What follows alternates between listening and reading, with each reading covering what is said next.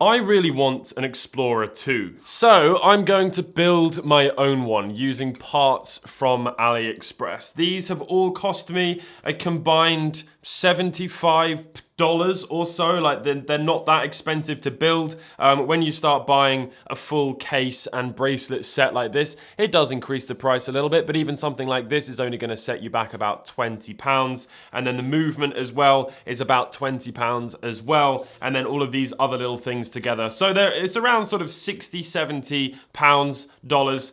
Check it out in the description below if you want to buy the parts. I am super excited. The quality of this case and bracelet as well is absolutely insane. Like, I have held an Explorer 2 before. I have held a couple of Rolexes, I'll have you know. Yeah, I put that on my dating profiles. It's also got the exhibition case back, which means that we can actually see inside so that we can see the beautiful movement. The movement we're going to be using is the Seiko NH34A, which is a GMT movement because this watch will have GMT functionality. So, let us begin by removing the bracelet. That is the first thing we need to do. There we go. Bracelet removed. Okay, so we can probably just do the one side. It's going to just make everything a lot easier for, you know, putting the movement inside and whatnot. I will actually unscrew the actual bracelet clasp part so that we haven't got that just dangling around as well. So let me quickly go ahead and remove that. We will remove the top link so that we have the least amount of bracelet jangling around as possible. And yeah, that's one of the nice things about these Oyster bracelets that AliExpress do, is that they actually have screw-in links so that it's very easy to, you know, to size it to your wrist, which we will do very much at the end of this process. That is a final step. So someone actually commented recently, because I've been having quite a lot of problems with cutting stems and all the rest of it, I am actually going to do the stem and crown part first, because it means that I can place the movement down into this little movement holder without sitting it on the dial. If I put the dial on first and then I set this down, it's going to be sitting on the dial. And if I've got the hands in, you know, just the slightest bit of movement like that, it might catch one of the hands and dent it or bend it or whatever. So let's go for this first. I'm going to zoom the camera in. Let's replace the crown. Of course, we're going to have to put our finger cots on. I get a lot of comments of people asking what these are for. And it does, I do understand why there are those comments. You could just wear gloves or, you know, not wear them at all. If you're not going to wear anything, the chances are you're going to catch something. No, you're going to get your fingers, kind of your fingerprints, your oil and finger grease on metal and dials and hands and all the rest of it. So it's better that you use a protection. And then I guess one of the reasons why watchmakers use these rather than a full glove, possibly because of, you know, screwing things.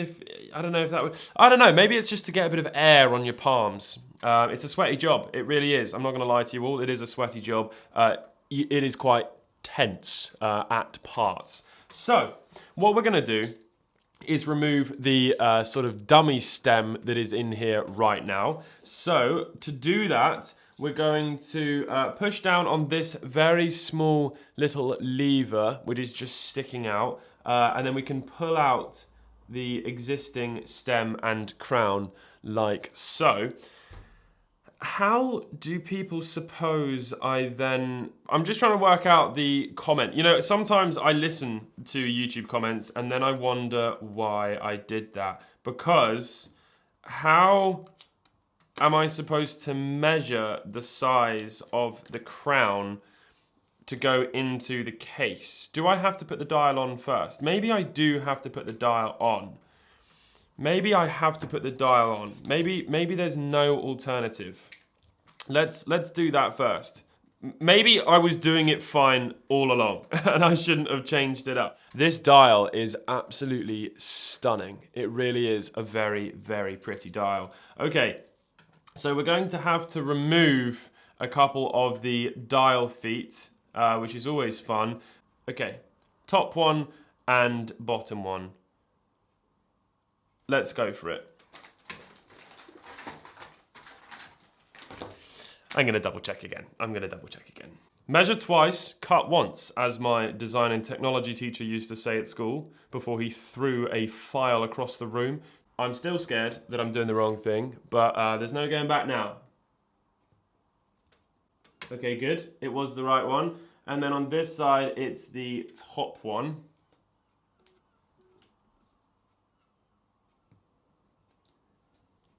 Okay, let's now give everything a little blow and set it down onto the movement. So it just sort of sits down like that. You can kind of tell where it's going to go because there's a very small indentation on the edge of the dial, and you're going to be lining that up with the hole for the crown. So that side has actually gone in, and then if I just very gently press the other side on, that will go on as well. Okay, so the dial is now on the movement. So let's place the case over the top. I do think that this still kind of sucks doing it this way, to be honest, because now we're like revealing the end product, which again is kind of something that I want to save till the end. So I think I'm never going to do this again. I'm going to do it my way. YouTube comments, I love you, but sometimes I don't think you're always right. Let's take the little stem out, and what we're going to do is press that all the way in to the movement. And you can actually use your tweezers to press down on that lever again and help push it in all the way. There we go. And then what we're going to do is screw the crown on. Now actually, that was wrong. That was actually wrong. I learnt this from a YouTube comment actually. It's a great resource of information. We're going to screw the crown onto the stem first, because obviously otherwise when you go to screw down the crown, you're going to end up actually advancing the the movement, the winding, the manual wind functionality, because this watch has that, which is brilliant. It means that, if you've left your automatic watch for a few days and it's got no power in it, you can just wind some power in there. So let's push the stem back in again, pressing down on that lever. There we go. And you can check that it's in, because when you pull it out to, if you were to change the date or time, it's going to be locked in, which is brilliant. Okay, now we can take our set of vernier calipers and take the measurement, which is going to be between the end of the crown and the inside of the case. So let's do that. So it is 7.77, but always cut off less, because you can cut off more, but you can't add more on. That was another thing that my design and technology teacher used to say before he smashed a hammer on the workbench. So there we have it, all set up. And what I'm going to do is just cut a little bit on the inside here. And if there needs to be any more removed, I can do that with a file. Oh, that always hurts so much. Anyway, it's done. Pain is but a mere thought in the mind. That was another thing that he didn't actually say that. There we go. Okay, let's have a look and see if I cut off too much or too little, or if it's just the right amount. And also be really careful. Don't follow my measurements. Make sure you're taking your own. Let's push this in and see. So there's still a nice bit of movement there, because there has to be in order for you to be able to actually push it in all the way and not be knocking it against the threads, the crown against the threads on the case, because this is a screw down crown. So let's see if we can screw that down. Well, first of all, let's see if we can pull it out. We can. And can we push it all the way in? I think what's probably a good idea to actually know for sure what's going on is let's install the little case movement spring. I think it's called the movement spring, which is obviously going to hold this movement into place when we screw down the case back. And this is just going to make things slightly easier for testing. So let's have a little look. And I actually forgot that this was an exhibition case back. On the last one, I installed a little sort of decal on the rotor. I think that might have actually been quite nice on this one too. Okay, let's see if this is actually going to work. Blimey, that does look gorgeous. Okay, so we can pull it out, we can push it all the way back in, and then we can screw it in. So actually, that seems to be pretty good. Okay, cool. Right, that is looking already really sick. Really, really cool. The dial is not actually perfectly aligned. We're going to have to make sure that we do that properly before putting it in. But yeah, that is already looking really nice. Super excited. Okay, let's carry this on then. So I'm going to move the camera and we can put the hands on. Alright, so I'm going to be doing a voiceover because it's going to make things a lot easier for me to just concentrate on doing the hands. So I hope you're okay with that. We're going to start by pushing the crown in and setting the time to 12 o'clock midnight. You know that it is because the date flicks over to the next day. And then we can place the GMT hand at 12 o'clock. This moves at a half speed than the hour hand, so you have a full 24-hour time on your watch as well. So there we go. That is all perfectly aligned. Look at that. Beautiful. Now we can move on to the hour hand, which again, all needs to be facing up at 12 o'clock. We can push that down. There are different size hand pushers, so be sure to use the right one. And also make sure to check that the hand is not rubbing on the hand below. You might need to put that pusher back down again and sort of wiggle it to straighten everything up so that it's not going to scratch as it moves around. Moving on to the minute hand. This one's going on next. I've changed over to a different hand pusher.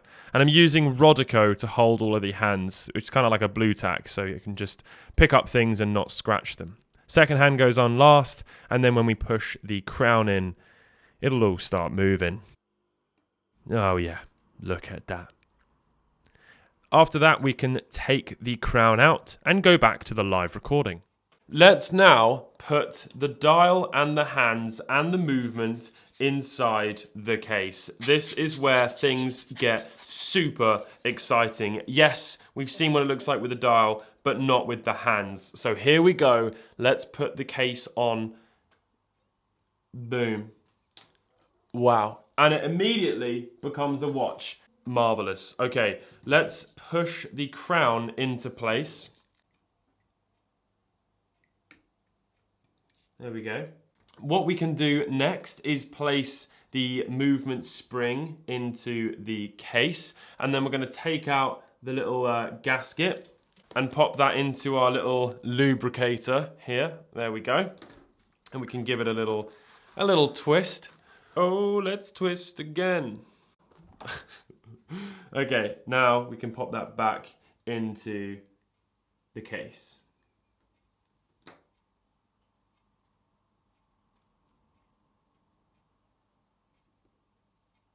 We need to sort of check that the dial is aligned. So I'm gonna put the case back on for a second and just screw that down.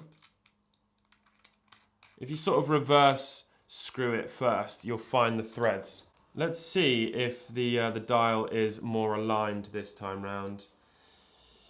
Do you know, I think it's just my eyes playing tricks on me because there's two arrows pointing at the top of the bezel. Because when I look down, straight down, it does appear to be centered. That is ridiculous. Oh my god. If I just show you this up here, I do believe it is perfectly aligned. I think it's just my eyes sort of playing tricks on me a little bit. Well, I'm blown away immediately by that. That is absolutely raucous. The green, it is subtle, but it is there. And it is nice. It is very, very nice. Wow. Okay, I've done another one. Ladies and gentlemen, I have done another one. Let me set the time. Where's my phone? See, that's one of the nice things about this process is you kind of just lose time. You lose track of time as you're doing this, and you're just very much in the moment, and it's lovely. Okay, so it is currently 6:56 p.m. Let's move these hands round. And there's 55, 56. There we go. And it is the 16th.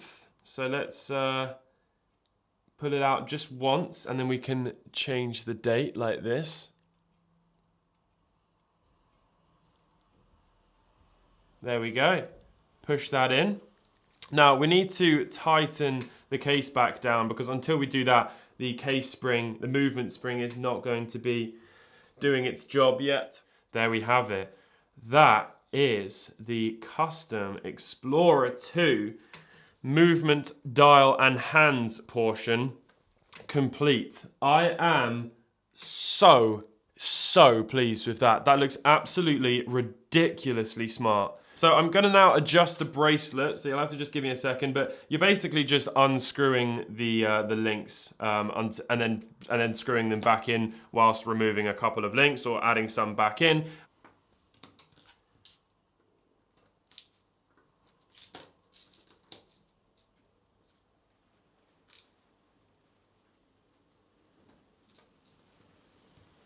The weather has just started bucketing it down. Good grief. There we go. Okay, let's try that. Oh, it's bloody upside down.